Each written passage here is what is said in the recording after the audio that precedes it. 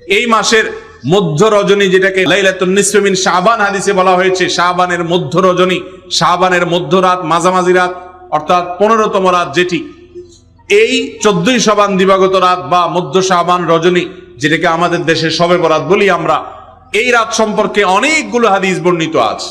সবগুলো হাদিসকে সামনে রাখলে যে জিনিসটি আমাদের কাছে পরিষ্কার হয় তা হলো যে এই রাতের ফজিলত আছে, একেবারে কোনো ফজিলত নাই এটা যেমন সঠিক নয়, আবার একইভাবে আমাদের কাছে এটাও পরিষ্কার হয় এই রাতকে আমরা অনেকে এত মর্যাদার রাত মনে করি যে লাইলাতুল কদরের চাইতেও গুরুত্ব বেশি দিয়ে থাকি। আমাদের দেশে এই রাতে যত বেশি ইবাদত বন্দেগী করার জন্য মানুষ চেষ্টা করে, মসজিদে আসে, একত্রিত হয়, সবে কদর পাওয়ার জন্য এর ছিটে ফোটা বা এর সামান্যতম চেষ্টাও মানুষ সাধারণত করে, অথচ এ রাতের এত ফজিলত নাই যত ফজিলত বলা হয়।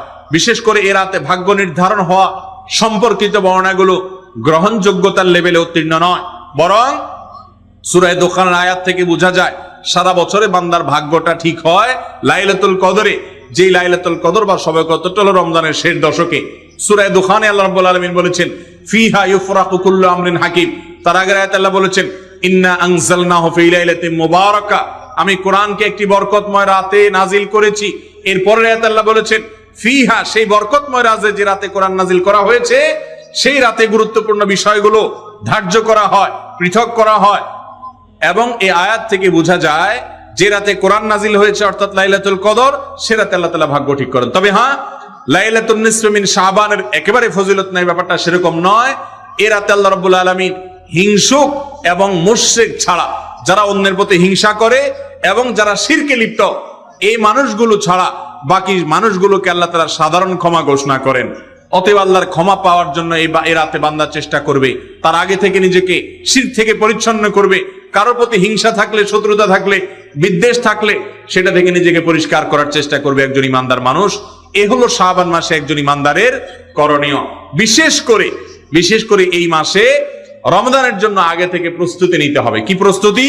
যে আমার রমজানে কখন আমি কোরআন তেলাওয়াত করব, এই রমজানে আমি কয় খতম কোরআন দিব, কত পারা কোরআন তেলাওয়াত করব, আমার কোরআনের তেলাওয়াতের জন্য কোন সময়টা ঠিক করব, ফজরের আগে পড়বো না পরে পড়বো, আমি এই রমজান মাসে কোন বদভ্যাসটা বাদ দিব, কোন খারাপ কাজটা বাদ দিব, এগুলোর পরিকল্পনা একজন মুসলমান করবে। আমরাও রমজানের প্রস্তুতি নেই, কিন্তু সেই প্রস্তুতিটা হলো কি, এখন থেকে অনেকে সয়াবিন তেল কেনা শুরু করছে। যে রমজান মাস আসতেছে, প্রচুর পরিমাণ পেঁয়াজি খেতে হবে, প্রচুর পরিমাণে বেগুনি খেতে হবে, প্রচুর পরিমাণে ছোলা বুট ভাজা খেতে হবে। অতএব